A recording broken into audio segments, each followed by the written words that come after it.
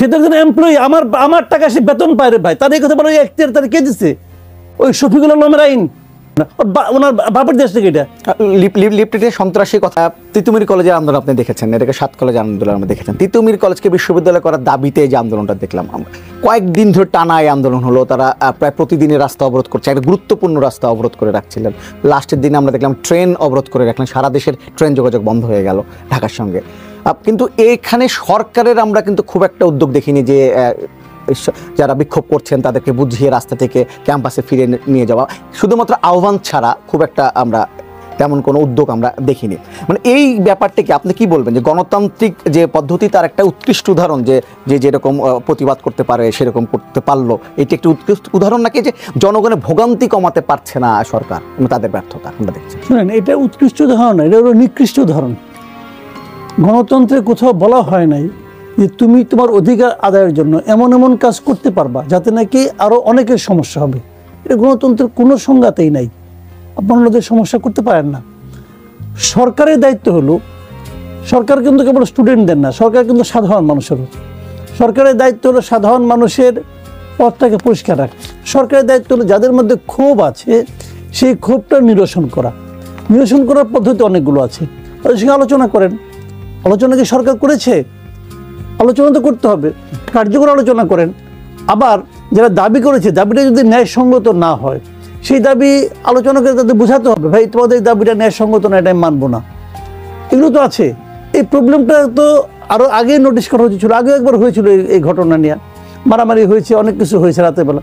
তখন এই বিষয়গুলোকে আমি মনে করি যে খুবই ঠান্ডা মাথায় করা উচিত, সমাধান করা উচিত।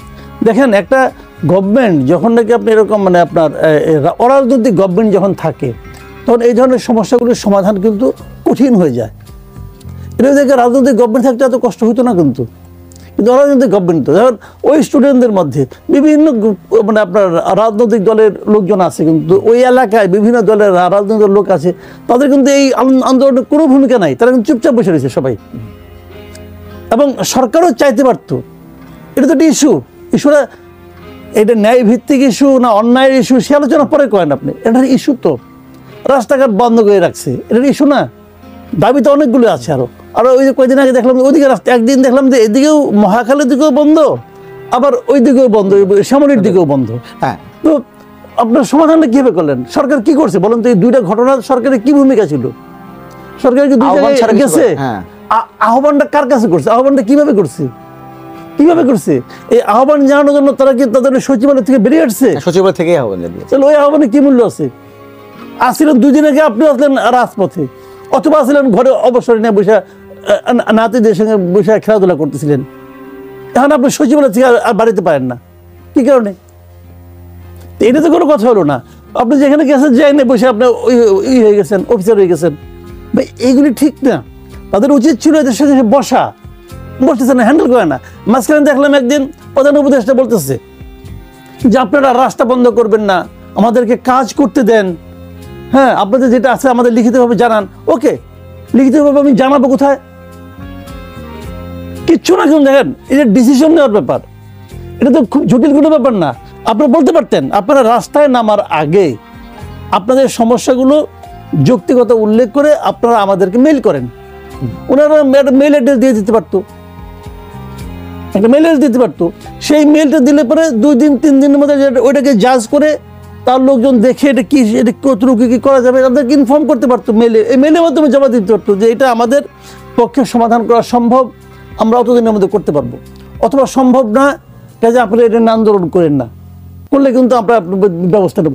যাই বলেন আপনি বলতে পারতেন তো। আপনি কি বলতেছেন? কোনো রকম মেইল অ্যাড্রেস দিচ্ছেন আপনি? আপনার একটা প্রেস উইং আছে, প্রেস উইংয়ের কাজটা কি? বিভিন্ন জায়গায় যে ময়লা ফেলানো, এটা আপনার কাজ? আর রাজনৈতিক বক্তৃতা দেওয়া?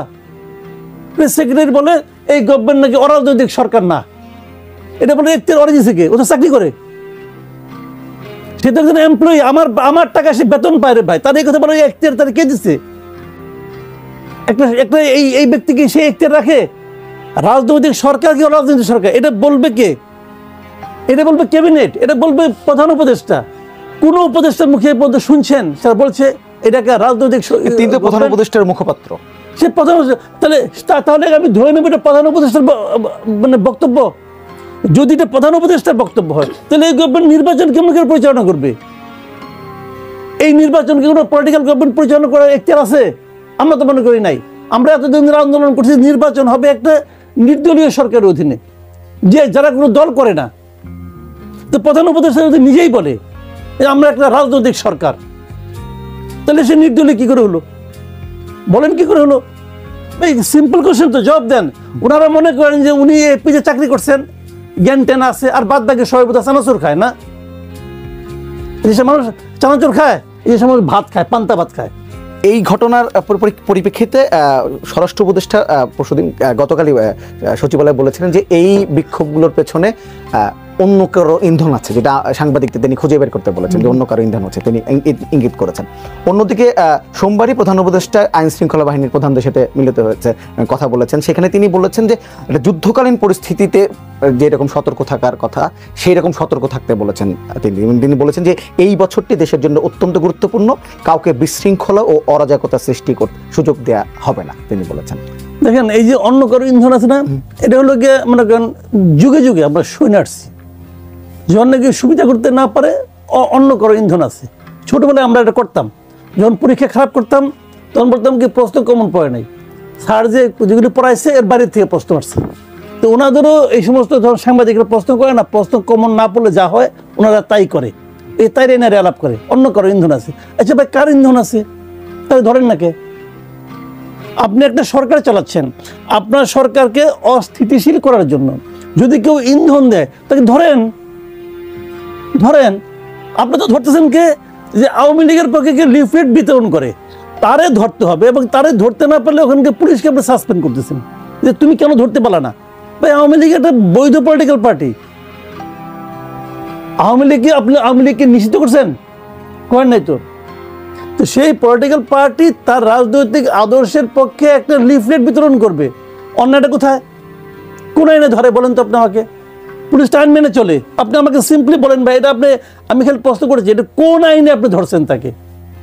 ওই শফিকুল আলমের আইন?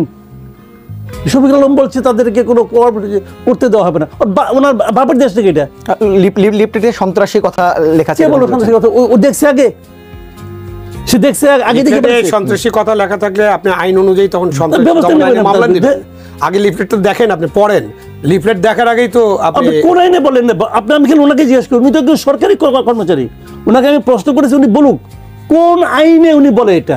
তাহলে আইন চেঞ্জ করেন, বলেন আমি আইন মানি না, তাহলে আমিও আইন মানবো না, আপনিও আইন কেউ আইন মানি না। আমরা দেশ আইনবিহীন দেশ চলবে, অসুবিধা কি আছে? তখন তো আইন না থাকলে পুলিশেরও দরকার নাই, কোনো প্রবলেম নাই তো।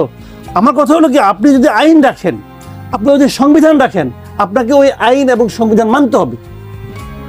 আর আপনি যদি এত বড় একটা পোস্ট থেকে আপনি নিজে যদি আইন ভঙ্গ করেন, তাহলে অন্যরা ভঙ্গ করলে তাদের আটকাবেন কি হিসেবে? কোন নৈতিকতার জোরে আটকাবেন? আপনি পারবেন না তো। দেখেন এই যে সিম্পল, যেটা বললাম ভাই, বলেন আগে শুরুতে বলেন, এটা পুরনো সমস্যা। এই যে ছাত্রদের প্রবলেমটা, এই প্রবলেমটা ক্রিয়েট করছিল কে বলেন তো? এটা শেখ হাসিনা ক্রিয়েট করা প্রবলেম, এটা শেখ হাসিনা ক্রিয়েট করা প্রবলেম। এই 7 কলেজ একসময় জাতীয় বিশ্ববিদ্যালয়ের আন্ডারে ছিল না? ছিল। ওইখান থেকে বেরিয়ে আসলো কেন? শেখ হাসিনা বলছে বলে। তোর নাইট সাহেব ছিল ওই শিক্ষামন্ত্রী, আর আরিফিন স্যার ছিল ঢাকা ইউনিভার্সিটি ভিসি। এক অনুষ্ঠানে যে বলছে, আরিফিন স্যার বলছে আপনি নিতে পারবেন না। আমি যখন ইডেন কলেজে পড়তাম তখন আমরা তো ঢাকা ইউনিভার্সিটির আন্ডারে ছিলাম, তো তখন তো সবই ছিল। তখন কি জাতীয় বিশ্ববিদ্যালয় ছিল? জাতীয় বিশ্ববিদ্যালয়কে ক্রিয়েট করা হয়েছে কেন? একটাই কারণ, যে স্নাতক পর্যায়ে, স্নাতক এবং তার উপরে পর্যায়ে যে সমস্ত কলেজগুলি পড়ায় তাদের সমস্ত কিছু নথিপত্র এখানে থাকবে, এরা সার্টিফিকেট ইস্যু করবে, এখানে সব কিছু হবে। এই তো জিনিসটা, এই তো মূল কারণ ছিল। তো ওইখান থেকে আপনি এই ছাত্রকে বের করে আনলেন কেন? আনলেন ঢাকা বিশ্ববিদ্যালয় সেটাকে অনার করলো না কেন? কয় নাই ঢাকা বিশ্ববিদ্যালয়, তারা তখন আন্দোলন করছে। এতদিনে আপনি সমস্যা জিয়ে রাখলেন কেন? জাতীয় বিশ্ববিদ্যালয়ের আন্ডারে তাদেরকে আবার পাঠান না করে। জাতীয় বিশ্ববিদ্যালয়ের আন্ডারে 34 লাখ স্টুডেন্ট আছে, এদের এই 7 কলেজে 2 লাখ। 2 লাখ গেলে ওরা পারবে না? ওদেরকে দেন, এটা জন্য আলাদা ইউনিভার্সিটি করতে হবে কেন? আপনাকে উচ্চ বংশীয়, তারা সবাই নিম্ন বংশীয়। ওই খুলনার বিএম কলেজ, ময়মনসিংহের এম কলেজ, এগুলো সব নিম্ন বংশীয়। আর আপনি ঢাকা কলেজ, ইডেন কলেজ উচ্চ বংশীয়। ভাই দেশ তো একটাই, সমস্যাটা কি? যে এই কথাগুলি যে বলবে, বলার মতো মেরুদণ্ড এই শিক্ষামন্ত্রী আছে নাকি এই সরকারের কারো আছে? এরা অবসর জীবন যাপন থেকে উঠে আসছে, ঝিমাইতে আসছে, এখনো ঝিমায়। তাকে তো বলতে হবে রে ভাই যে আমি এটা কেন দেবো, এটা তো লজিক সিম্পল। তাতে পাঠাই যান আপনার জাতীয় বিশ্ববিদ্যালয়ের আন্ডারে, দেন পাঠাইয়া, পাঠান না কেন? আপনি তো পপুলার হওয়ার দরকার নেই, আপনি ইলেকশন করবেন নাকি রে ভাই? আপনি পপুলার যাচ্ছেন কেন? এগুলো সিম্পল সলিউশন, কিন্তু তো আপনি এটা করবেন না। তো ওরাও আছে ওখানে, কি আছে? ওই দিন আমার সঙ্গে দেখা একদিন মানে ছাত্র দলের সাধারণ সভাপতি ছিল, আর এই বৈষম্যবিরোধী ছাত্র আন্দোলনের যে সচিব ছিল, মানে ও ছিল, ওই যে আরিফ নাকি যার নামক। ওদেরকে জিজ্ঞাসা করলাম যে এদের এই আন্দোলনটাকে আপনারা করতেছেন? ওই কি না। আমি আপনারা কি আন্দোলনের সঙ্গে আছেন? ওই কি না, আমরা এই আন্দোলনের সঙ্গে নাই। তাহলে ওরা কে আন্দোলন করতেছে? ওরা কারা? এই জন্য তো তৃতীয় পক্ষ খুঁজে বের করছে। ওরা আন্দোলন এটার মধ্যে তৃতীয়, তাহলে আজকে আপনি বিশ্ববিদ্যালয়ে বানান তিতুমির কলেজকে, কালকে ঢাকা কলেজ বলবে আমি কি তার চেয়ে পুরনো না? ঢাকা কলেজের ঐতিহ্য কি তার চেয়ে বেশি না? ইডেন যদি বলে আমরা মহিলাদের জন্য একটা বানান, বানান আপনার মহিলার জন্য।